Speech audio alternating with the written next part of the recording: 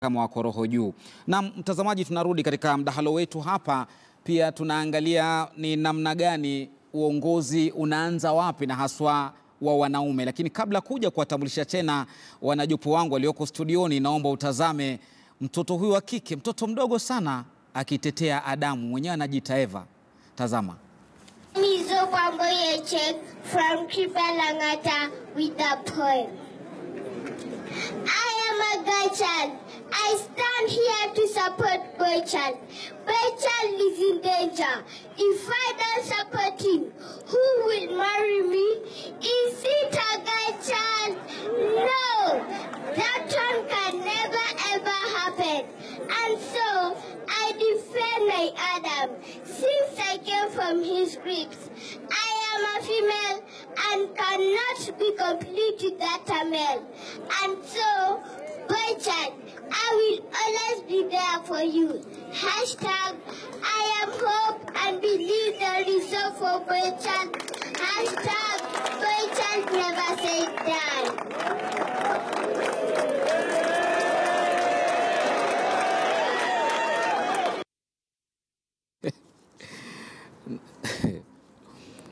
Na mtazamaji, msichana mdogo tayari ashaanza kuona kwamba siku moja atakuwa jiko la mtu. Haya, karibuni tena studioni katika mdahalo huu wa leo mashinani. George Okelo ni mkurugenzi wa Kenya, mtazamaji, likiwa ni shirika ambalo linahusika sana na makuzi, haswa makuzi ya wavulana. Alafu Kazo Ndundi ni mshauri wa ndoa, mshauri nasaha. Karibuni sana. Shukrani. George, tukiangalia tu pale huyu msichana, sijui ni kipi kimemsukuma hata kama hili shairi ameandikiwa, lakini atoe matamshi aina hii. Bila shaka nadhani msichana yu dhabiti kwa sababu ametambua hakuna future. Na ukishajua ya kwamba mwanadamu ameumbwa ili kwamba akaone hatima yake. Msichana alivyotazama akaona kwamba jinsi ambavyo tumekuwa na njia nyingi ya kutia mtoto wa kike nguvu na kusema kwamba tunamtia nguvu, tumesahau kuna jambo ambalo tumeliacha, na bila shaka anatukumbusha tulirejelee, na ndio maana siku ya leo niko hapa. Anasema kwamba hakuna mustakabali, hakuna future, kwa sababu anasema pengine mwanaume amegandamizwa. Mwanaume ndio mustakabali. Kwanza kabisa yule mtoto ni mdogo. Na ukiangalia kila kitu kina wakati wake.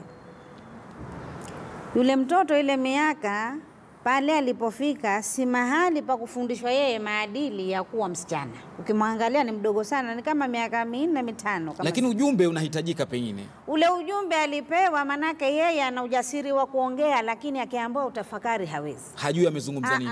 Yeye aliambiwa ongea, kaongea tu. Lakini ukimwambia sasa aliongee sawa, haliwezi. Na halijui. Lakini kwa kuwa ni mtoto, shika hii rusha, atarusha. Na watu wamecheka, wamefurahia. Lakini cha msingi ni kweli alichokisema. Lakini haswa kile alichokisema kipo. Sitakikataa, kipo. Sasa amekiongelelea kwa niaba ya wengine, lakini kwake yeye angali mdogo. Na mtazamaji, huu mdahalo tuko nao kwa sababu tumekuwa na mdahalo wa maadili na uongozi. Na wengi sana wanasema kwamba uongozi Kenya, labda bara Afrika na duniani, umeharibika kwa sababu nafasi ya mtoto wa kiume iliborongwa tangu kitambo. Na pale ndio ilikuwa chemichemi ya uongozi. Kauli hizi ni za ukweli kwamba chemichemi ya uongozi inatoka kwa mtoto wa kiume?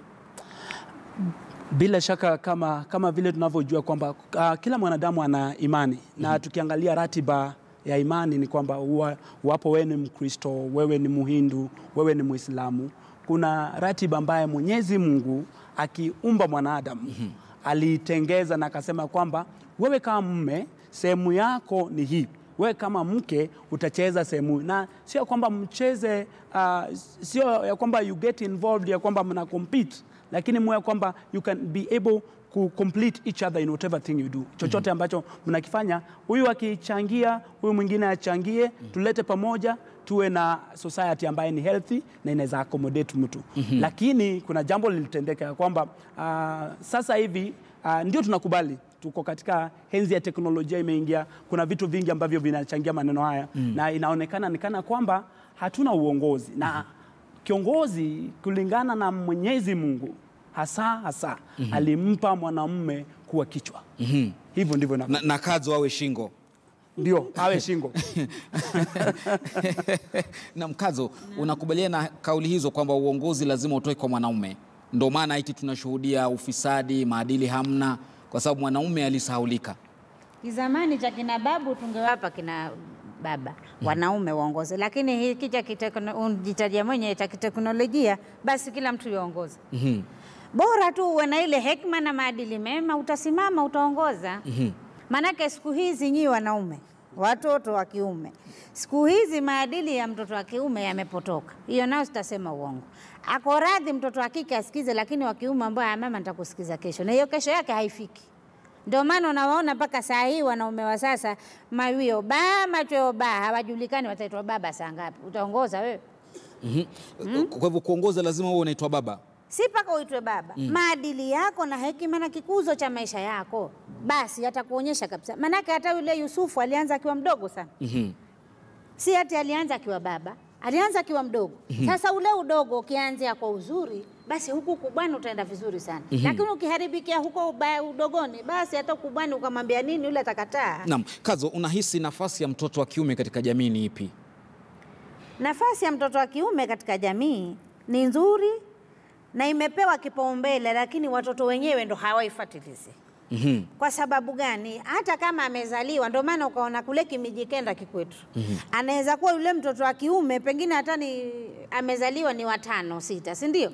Lakini wakikaa wazee katika mazungumzo akachukuliwa yeye akawekwa kipaumbele, manake ni mtoto wa kiume. Wale wasichana wakaachwa. Sana wanasema hawa wengine wataondoka, huyu atafanya nini? Atabaki katika boma. Sasa sana akapewa kipaumbele cha hekima, akapewa kipaumbele cha mazungumzo, ili afundishwe aekwe vizuri, anaondolewa katika nafasi ya 5 anawekwa katika nafasi ya kwanza, si ndio? Ili hata hawa wakiondoka, chochote kifanyike, yule yuko pale atafanya nini? Ataielekeza. Hilo bado lafanyika, manake hapo sasa anaingia katika hoja nzuri sana ya makuzi ya mtoto wa kiume katika kuwapatia uhusia na ushauri, na unaifanya sana hii kazi.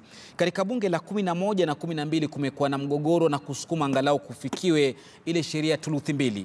Angalau thuluthi 1 iwe ni ya wana mmoja majinsia moja, na sana ya kike ndio inapiganiwa. Haijafikiwa hadi sasa, ijapo mwalia sana kwamba nafasi ya mwanaume imechukuliwa na nani, na hata bunge hakuna wanawake wa kutosha. Nafasi ya wanaume kwa ukweli imechukuliwa na nani? Na jamii ambazo ni kama dadangu, kama dada Kazo hapa jinsi anavyosema, kwa sababu kila ambacho kinanishangaza ni kwamba amekubaliana nasi ya kwamba yule binti mdogo ameona future. Kwa sababu amesema ukuzi unaanza mtu akiwa mdogo. Kwa hivyo inamaanisha hata watoto wetu jinsi ambavyo tunafikiria hawaelewi, sasa hivi wao uelewa. Kwa hivyo wewe unahisi yule mtoto anaelewa, alikuwa anaelewa alichosema? Anaelewa vema sana. Anaelewa sana. Kwa maana nyumbani dada Kazo amuita mama akiwa bado mchanga. Na imani inasema hivi, mkuze mtoto wako kwa njia ambaye hata akizeeka hata toka katika hiyo njia. Hata isahau hiyo njia. Kwa hivyo inamaanisha kila ambacho unafanya, mbona watoto wakiona wazazi wakigombana, wao ujue kwamba mamangu na babangu hawapo sawa. Kwa hivyo katika huo umri ni vema tukianza hapo. Na kwa sababu sasa sijui nani alileta mahusia haya kwamba mtoto wa kiume amekuwa threat katika maisha ya mtoto wa kike. Lakini tukisema kile ambacho najua ni kwamba kwa sababu na deal na jinsia hizi mbili, lakini nimefocus na wa kiume, ni kwamba mwanamke aliumbwa kwa njia hii. Mwanamke uzalisha katika maono. Maono upatiwanwa na mtoto wa kiume. Hivyo ndivyo Mungu ametengeza ratiba yake. Kwa hivyo mwanaume anatoa maono, mwanamke anazalisha katika maono. Hivyo ndivyo ilivyo. Na hata tukijaribu kupindua teknolojia ije, irudi, iishe, lakini kuna ukweli. Ukweli ni maneno ambayo hata tukijaribu kupindua tufunike juu ya chini ya meza kwa kikapu, lakini hatima ya ukweli siku moja itakuja kudhihirika. Kwa hivyo nafasi hiyo bado yako nayo mwanaume? Kwa sababu mtoto mimi kama mtoto wa kiume nafikiria pia kuna pata ambaye nimecheza nikapata, we call it misperception. Kuna jambo ambalo dhana potovu. So kutoka nyumbani nikifika ninapata kwamba mtoto wa kike yeye ukuwa na mama, lakini tunatafuta upande huu kukua na baba. Unapata kwamba mashirika hata ya serikali ya gender wanakuja nasema kwamba hapa, unajua ukimkanya mke wako usema kwamba maono yetu katika jamii haitukubali kufanya hivi. Wanasema kwamba wewe umemdhulumu mke wako. So imefanya wanaume kutoka juu wanakunja mkia. Kutoka kule juu wanakunja mkia. Wakikunja mkia inamaanisha kwamba sasa mtoto akimwona baba yake akiwa nyumbani, sauti inakuwa ni ya mama. We've lost it. Kwa hivyo kuna sauti ya baba na ya mama ziko tofauti. Sauti ya baba na ya mama ipo. Baba na nguruma. Sisemi kama vile tulipokuwa tunaambiwa kitambo kwamba babaka akiingia kwenye lango unajikunja. Hapana. Kuna wakati kama ukiona mwanamume anaulizwa na mke wake, hapa tufanyeje? Ajibu ya kwamba sijui. Hapo kuna hatari. Hakuna mwanaume hapo. Hakuna mwanaume. Kwa sababu kuna jambo lilitolewa, huenda katika identity yake hajajua yeye ni nani, na huenda hii imechangiwa na yale mambo ambayo amepitia. Upbringing yake imekuwa na shida kidogo, ama kuna vitu, unajua we undergo different backgrounds na ulezi ni tofauti. So haya maneno yote yanachangia, na anachangia kutoka ukiwa mdogo. Nitarudi kwako unipatie mifano zaidi ya nafasi gani ambayo imepokonywa mwanaume. Manake nimekupa mfano wa bunge na kuja elezea vizuri George. Nitakuja kwako, lakini Kazo, wewe kama mshauri, je, unahisi kwamba huu mdahalo wa nafasi sawa katika jamii umeleta athari yoyote katika uongozi, hasa kwa mwanaume? Hakuna. Kwanza nataka kumrudia huyu babu. Katika enzi za kina babu zetu, mimi hupenda sana kutumia babu yangu. Hatukuwa tukiwaona wakipigana, na hutajua kama wamegombana wala wamesemezana. Lakini enzi za sasa, sisi wazazi wa kisasa, wacha wazazi wa kina babu ama wazazi wa kina baba, enzi za kisasa unaweza somea mkeo na watoto wamekaa hapo. Yule mtoto akiona vile atakuwa na maadili mema. Kwa hivyo mwanaume mwenyewe ndo ameanza kukosea. Yuaja kabisa mpiga cha tembo tele, atukana hapo mbele ya watoto. Ule mtoto na ule mama si watakuwa sawa? Lakini pia kuna wanawake wengine wanatetesha mwanaume mbele ya mtoto. Mama pamoja na mtoto. Kesho ule mtoto akicheza na wenzake akimpigia mwenzake teke, nani mwenye makosa? Maana mtoto yuasoma siku zote. Ndio maana akisema kitete na wewe sema nini? Ta.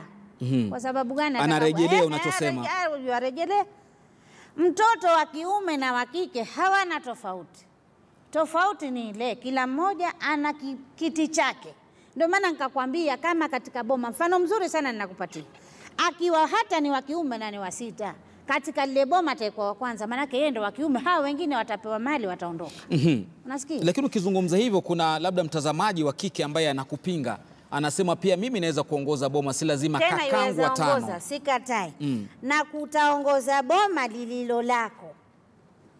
Si la kwenu. Mwana wa kike unisikie mchana huu, utaongoza boma lililo lako, si la mamako na babako, boma lililo lako. La babako na mamako hilo ni lenu, ambapo huna nini ya kuliongoza. Ni usikize kwanza, usikize ndugu yako wa kiume amesema nini. Ndio maana mara nyingi sana tukienda nyumbani, ndugu yetu alifanya hivi na wifi zetu wanatuambia, wanatuelekeza, sisi tutafanya. Si ati mimi niko kwa boma la wenyewe na bado naongoza boma la kwetu. Hiyo ni sawa kweli? Si sawa, si ndio? Ndio maana nikakwambia mtoto wa kiume ana sheria zake, mtoto wa kike ana, na sijasema hawezi kuongoza, lakini ana mahali pa kuongoza. Naam, Georgia, katika hapo tu swala la usawa katika jinsia na uongozi, haya tunayoyashuhudia, je, yanatokana na kwamba nyie walezi mmeshindwa kulea huyu mtoto wa kiume katika njia inayostahiki? Manake nafasi nyingi katika uongozi yeye ndo ako nazo kufikia sasa. Mwanamke bado anapanda, lakini hajafikia ule usawa na urari. Makuzi ya maadili ya mtoto wa kiume. Nakubaliana na yale ambayo dadangu Kazo anasema ya kwamba kila mtu ana sehemu yake. Naam, ya kucheza. Ya kucheza. Everybody has a role to play. Sorry. Na wakati makuzi, kile ambacho kinatendeka ni kwamba kwa ukweli tumekosa role model manyumbani kama mtoto wa kiume. Lakini tuko na wanasiasa, hao ndio vielelezo wetu hapo. Tunaangalia. Sasa tuseme kwa mfano, tukizungumzia kama swala la ufisadi kwa sasa. Unajua sisi tunadhani ya kwamba ufisadi ni rasilimali hizi za juu, okay? Lakini mimi nilikuwa naangalia ufisadi in other words. Ukipata mwanamume ambaye amejukumika, na tuseme kwa mfano yeye ni dereva wa matatu. Huyu mwanamume ikifika wakati wa kumleta abiria kwenye gari, ukitaka kujua ni kwamba ni mwanamume anayejukumika na amelelewa vema na itikadi za wanaume, inabidi uweke gari lako kando, beba abiria. Kwa hivyo ukiona mwanamume yote ambaye yuaendesha matatu na yuko pale na ameweka gari lake barabarani katikati ya barabara na anabeba hapo, inamaanisha kuna mali tumepotea. Hakuna kasoro kubwa sana. Na tukirejelea maneno kama hayo madogo, tuyatakol kutoka manyumbani. Ndio baadaye ukimwambia mtoto yule yuko corrupt, anajua kwamba mgeni akiingia, kwanza hata siku hizi watoto wanaingia nyumbani. Kubisha mlango. Kubisha hamna. Unaingia, kitu ya kwanza kuchukua, tunashukuru Mungu kwa teknolojia ndio, lakini remote. Hata habari zenu mmeshindaje, mtoto hana salamu. Hana kabisa. So tuanze kwa kuwaleta wakiwa wadogo kutoka kule. Na hii inaletwa wakati tunawafundisha identity yao, their part kwa nchi, kwa sababu hawajukumiki tu kwa nchi, wanajukumika wao binafsi na Mungu, Mwenyezi Mungu ambaye amewapatia hiyo nafasi na surrounding yao. So the nature has to respect that. There is a leader. Kwa hivyo inaanzia kule manyumbani. So kama venye dadangu amesema ni kwamba ndio huenda tulipatiwa hiyo opportunities na asiachi inatendeka kote. Hapa Nairobi, mtoto mwenye amelelewa Nairobi, tukubaliane ya kwamba ni tofauti na yule aliyelelewa wapi? Kule pwani, kule Giriamaland, na mwenye amelelewa kule Nyalugunga. Na hapo tu pengine kabla kuja kwa Kadzo, utufafanulie zaidi haya mafunzo ambayo mnawapatia hawa watoto wa kiume wa vulana katika hali ya kuwakuza na kuwahusia, ni yapi ambayo mtu anafaa kuyapata? Asante. Katika kazi ambayo mimi nafanya mashinani sana niligundua kwamba mtu kama hajui yeye ni nani au jitambui yeye ni nani, utaitika mwito wote. Ni kama ukisema kwamba umeanza safari na ujui unakoelekea, njia yoyote yaweza kukupeleka mahali. Kwa hivyo ninaimarisha mafundisho jinsi ya mtu kujijua na kujitambua yeye nani. Who is a real man? The role of a man in a society. Na structure hiyo ilitengezwa aje kutoka mwanzoni na mpaka nifike katika practicality. Ndio maana nina run kikundi program inaitwa BOPA, ambayo inasema ni practical approach. Si ati tuchukue kitu kutoka kule Kenya kinafanya kazi Marekani, akitafanya kazi hapa, kwa sababu sisi katika we are different. Wale walipata independence kitambo, sisi saa hizi ndio tuko 53rd. Kwa hivyo hiyo ninafanya hiyo part. Alafu jambo la ukweli ni kwamba tunaangazia maneno ambayo hatuwezi kiuka kama wanaume. Kwa mfano kama vile dada Kaza amesema kwamba ndio tunapatiwa vipaumbele, lakini ni wapi tumeenda wrong? Ni njia ya kufuatiliza, ama hatuweki nakala yenye ipo, ama tunafailia wapi? Tunafailia katika when you are going to prosecute. Sasa hayo ndio maneno ambayo naandamana nao. Kabla sijaenda katika mafundisho yote, mimi hufanya kitu ambacho tunaita assessment na kujua kwamba tupo wapi, ni yapi ambayo umepata sawa na yapi ambayo hujapata sawa. Kwa hivyo nafanya maneno matatu na nazingatia elimu, education, leadership na sustainability. Kadzo, tumeshuhudia sana visa vingi ambavyo vinahusishwa na mtoto wa kiume, kama kuchoma shule na vitu kama vile ambavyo haviridhishi, na watu wanasema pale samaki ndo anaanza kukauka kabla hatujamkunja pale shule. Sijui unasemaje wewe, tufanye namna gani? Kwa sababu tukiacha haya mambo yanakuja baadaye, nafikiri kuathiri na kuonekana kwamba uongozi haupo, na wanasema mwanaume ndo awe pale mbele. Wajua sana, wacha nisilaumu watoto sana, nilaumu sisi wazazi. Kisa kimoja nitakupa. Yule mtoto alikuwa anaenda shule na pocket money ya 60,000. Principal akapigia simu mzazi wake akamuuliza, kwa nini umempa mtoto wako pocket money ya 60,000? Mzazi akamjibu, mwalimu, hiyo pesa kidogo tu, hiyo ni kama pocket money.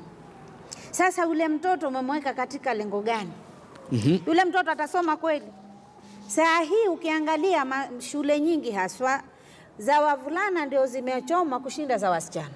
Kweli? Si ati kwamba wasichana hawawezi choma shule, lakini ukiangalia maadili ya mtoto wa kiume hayajabebwa kama maadili ya mtoto wa kike. Yameharibiwa na nini? Baba yeye amemfurisha mtoto kama huyo, tayari alimfurisha mtoto akili. Tena anamwambia soma baba na hizi mali zote. Yule mtoto atasoma? Ikafika mahali akifunga shule, mtoto ako secondary lakini yua kupelekea gari, na wewe unayefanya kazi hiyo gari anayoipeleka ule mtoto wewe huipeleki. Huiwezi. Sasa niambie, yule mtoto atakaa katika maadili gani? Na ukumbuke yule mtoto sasa yako kwa mikono yako, kesho hata kuwa kwa mikono yako. Yule umemweka wapi?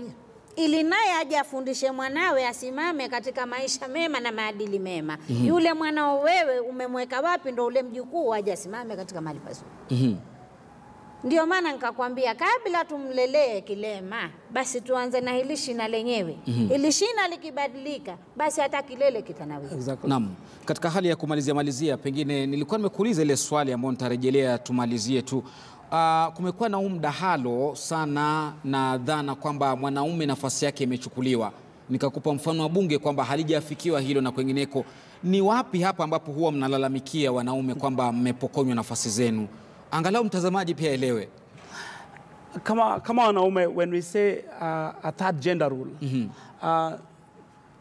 ni kwamba ndio tunakubaliana kwamba huenda kama ni uongozi matambo, nataka tukubaliane jambo moja. Naam. Jambo moja ambalo nimesema ya kwamba ukweli. Naona George unashindwa kumtetea mwanaume hapo. Siwezi shindwa kumtetea mwanaume kwa sababu wewe na mimi sasa hivi ni watoto wa kiume. Naam. Na tuelewane jambo moja. Kama vile mama Unajua Lofty, wacha nimkate kidogo. Nimekwambia kuanzia mwanzo, mawioba na machoba hawa wataangaliwa. Kumaanisha kwamba, hebu mfafanulie. Cha tembo. Mtu ana elimu zake lakini amechukua ile hekima ameiweka kando, amesimama na kiburi chake. Wewe niambie hapa ataangaliwa na nani? Hata ukiwaangalia wakiwa bunge. Wao na wanawake hawana tofauti. Mwanamke akisimama naye ansimama. Niambie, si hata mwanamke naye atasema hata mimi naweza. Mtasimamaje nyinyi wanaume mseme hata sisi wanaume twaweza? Hilo ndo swali nataka wacha nimjibu dadangu. Shikilia kabisa kidogo tu, utakuja kumjibu baada ya kupata kauli za Barack Obama aliyekuwa rais wa Marekani wa 44 alipotembelea Kenya kule Siaya Jumajana. Alizungumza mengi sana, lakini moja iliyosimama na kusikika kwa wengi sana ilikuwa ni swala la haki za wana, haswa mtoto wa kiume. Nafasi yake iko namna gani katika jamii? It means making sure that economic growth reaches everyone and not just a few at the top. That it's broadly shared across regions.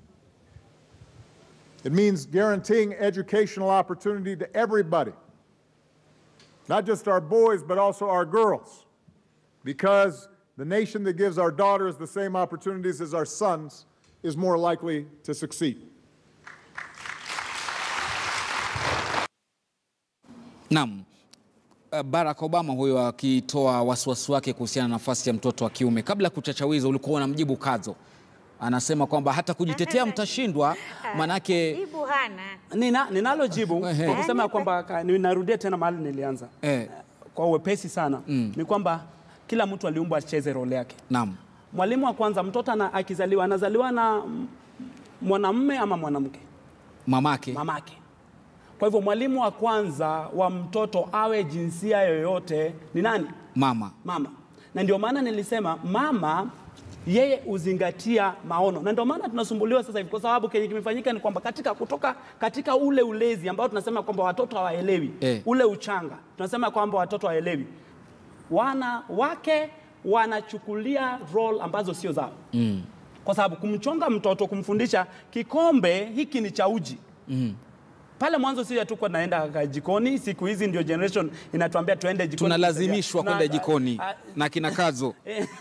Tunaambia kwamba lazima uende jikoni. Kazi zote za kila mtu. Kikombe mwenye alikuwa anamfundisha mtoto hata kama ni wa kiume kwamba moto ni hatari na inaweza choma nani? Mama. Sasa ameacha nafasi yake ambaye ilikuwa, sisemi kwamba wao ni nyumbani. Mama ni mwalimu na nimesema yeye ndio uzaa. Hata Biblia inasema ya kwamba mwanamke aliye na hekima hujenga nyumba yake kwa mikono yake mwenyewe. Na mpumbavu huibomoa na hiyo mikono tu.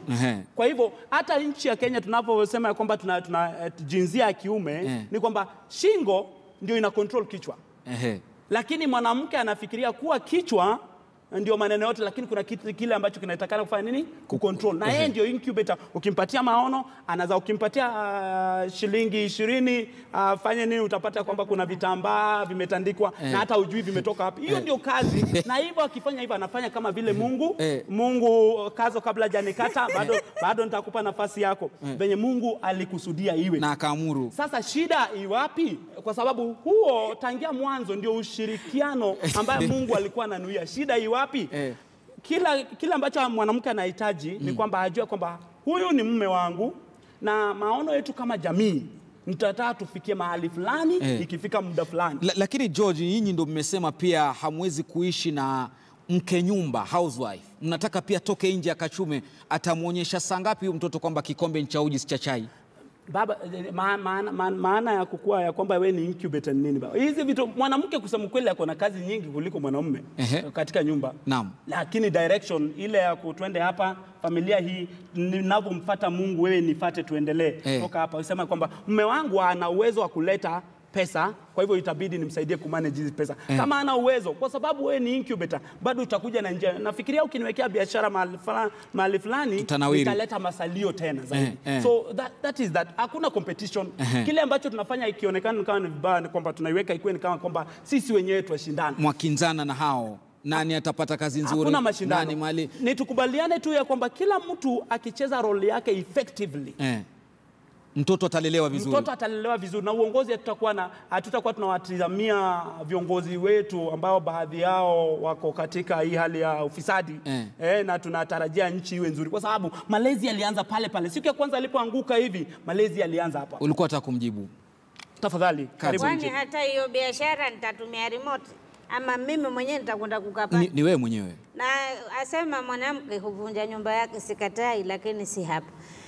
Ndugu, niambia mimi nazaa, si ndio? Sawa kabisa. Wewe mwalimu kabisa, lakini mwalimu wewe umejiharibu. Wacha nikwambie, ikifika mambo ya watoto ni ya mzazi wa kike na wa kiume. Hapo sawa. Mtoto nikimchapa amefanya makosa, akija kule kwako mwambie ulifanya makosa, rudi kwa mamako ukamwombe msamaha. Lakini baba ingia kwenye gari nikakununulia askrimu. Nani ameharibu? Mwanamume. Aliyetuma pocket money pesa nyingi alikuwa mwanamke, mwanamume? Aliyekichwa ni mwanamke, ni mwanamume? Nataka unijibu kwanza, tusawazishane. Ndio maana nikakwambia mtoto wa kiume haswa kuna mahali nitamuongelesha kama mama, lakini kuna mpaka utapita wewe kama baba. Sasa sote na tucheze hiyo role model. Lakini usiniache mimi kwa kuwa ni incubator. Nitakuwa incubator mpaka mwisho itakuwa oven, lakini Kazo, tutamalizia hapo, muda hauko nasi, nafikiri mtajibizana pale nje.